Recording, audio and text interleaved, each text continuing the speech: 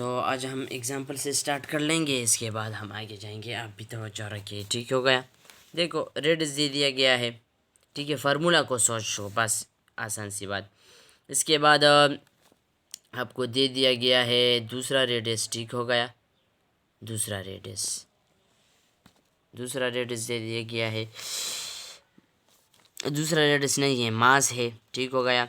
और जी मालूम करना है और ग्रेविटेशन कांस्टेंट आपको दे दिया गया है। तो देखो ये एस क्या है, रेडियस ऑफ सन है। R mean radius, S mean sun, ठीक हो गया। रेडियस ऑफ सन इतना है आपके पास, मास ऑफ सन इतना है आपके पास, ठीक हो गया। ग्रेविटेशन कांस्टेंट ये तो वैसे भी है एक ही हाथ पर, बस जितना इजी हो।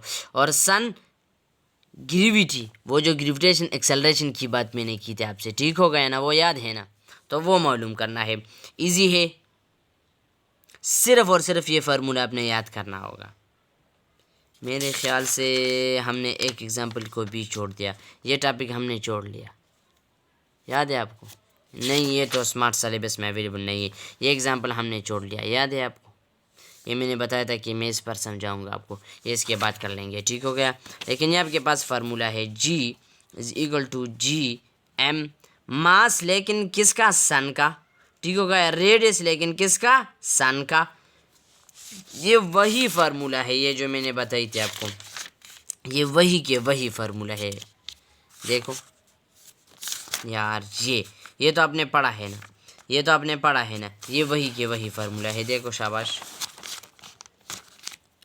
ये जो हमने कल प्रूफ की थी ना, वैसे की वैसे। जी मास ऑफ इधर क्या था, अर्थ था, मैं सन का ले रहा हूँ, मैं एक बॉडी का ले रहा हूँ, जिस चीज़ में तो मिसाल के तौर में आपका मास ले रहा हूँ, तो आपका पीरियड्स भी मैं लूँगा ना, तो इसलिए एस होगा। ये वाला फार्मूला है। Got my point? इजी है, तो एस से आपने घबराना नहीं है, ठीक हो गया ना। चलो, तो हम क्या मालूम करते हैं, जी। तो जी की जगह ये इस ग्रेविटेशन कांस्टेंट की जगह ये वैल्यू डालो, मास की जगह ये वैल्यू डालो, मास ऑफ सन की जगह, रेडियस की जगह ये रेडियस डालो, और ऊपर से स्क्वायर करो। स्क्वायर मीन ये 2 मरतबा मल्टीप्लाई करो तो आपको रिजल्ट सामने आ जाएगी। इजी है ना, कैलकुलेटर से ये क्वेश्चन हो सकता है। बात आ रही समझ में? ये क्लियर है? मुझे देखो ये क्लियर है, ठीक हो गया ना ब्रदर जी। इसके बाद हम जाते हैं पिछले एग्जांपल में, ये हमसे छूट गया। तो इसमें क्या कहते हैं, ये रेडियस ऑफ सन भी एक सियारा है, ये भी एक सियारा है। तो इधर सन था, इधर जुपिटर है, कि क्या नाम है, किस तरह प्रोनाउंस करता है, तो जे, ठीक हो गया। आर की जगह ये, जे की जगह ये, ठीक हो गया। वैसे की वैसे मास हमने मालूम करना है, एक्सेलरेशन इसने दे दिया है, ग्रेविटेशन कांस्टेंट इसने दे दिया है, ग्रेविटेशन कांस्टेंट दे दिया है ना।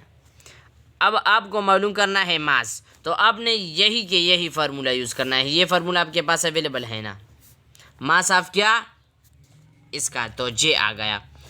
अब आर ऑफ क्या, तो ये आ गया। हमने क्या मालूम करना है, मास मालूम करना है। रेडियस भी अवेलेबल है, जी भी अवेलेबल है, तो रेडियस को इधर शिफ्ट करो, डिवाइड है तो क्या होगा, मल्टीप्लाई होगा, ठीक हो गया। इधर जी मल्टीप्लाई है तो इधर क्या होगा, डिवाइड होगा, equal to M J. Easy है, इजी है, समझ आ गई ना। अब मैंने आपको कल बताई थी कि मैंने आपको कल बताया था कि आप ये वाला आप याद करें।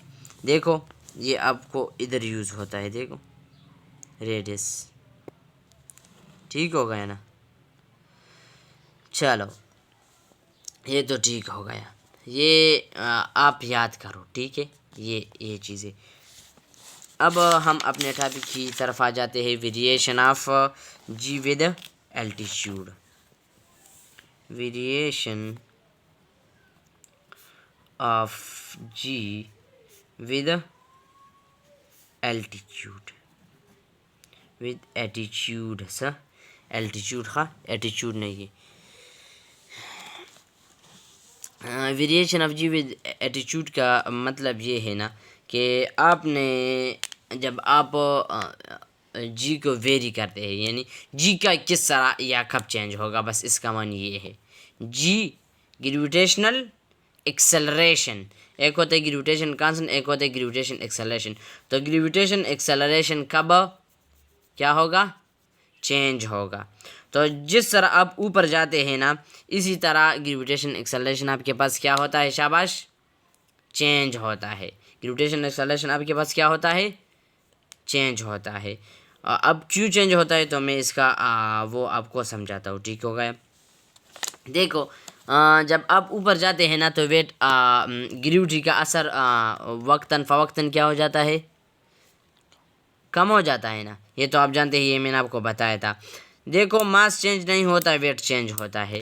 तो देखो जब आप सेकंड फ्लोर पर होता है और एक बंदा ग्राउंड फ्लोर पर होता है, तो ग्राउंड फ्लोर पर ग्रेविटी का असर ज़्यादा होता है और ऊपर जो है ना उस पर ग्रेविटी का असर कम as compare to this one कम होता है। तो जिस तरह वेट चेंज होता है इसी तरह जी भी चेंज होता है। और मैंने ये भी बताया था आपको कि gravity and weight is same as, ठीक हो गया ना। तो इसलिए अब ये देखो ये क्या कहते हैं, the value of G given place upon the distance from the centre of earth, ठीक हो गया। जब हम सेंटर से लेते हैं, greater the distance from the centre of smaller value be the value of G. जब आप से जितना उसके सेंटर से, अर्थ के सेंटर से जितना आप दूर जाते हैं, इतना ही आप पर ग्रेविटी का असर कम होता जाता है। Depends upon radius, greater the distance from the centre of earth smaller will be the value of जी।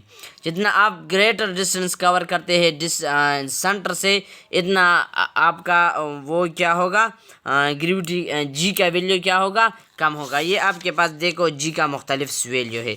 तो जी का मुख्तलिफ ये 3.7 है, 8.9 है, 9.8 है। देखो अर्थ के लिए, ये हम अक्सर अर्थ के लिए लेते हैं ये सारे।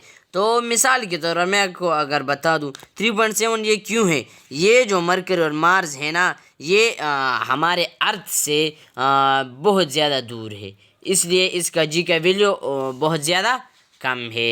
मेरी बात समझ आ गई।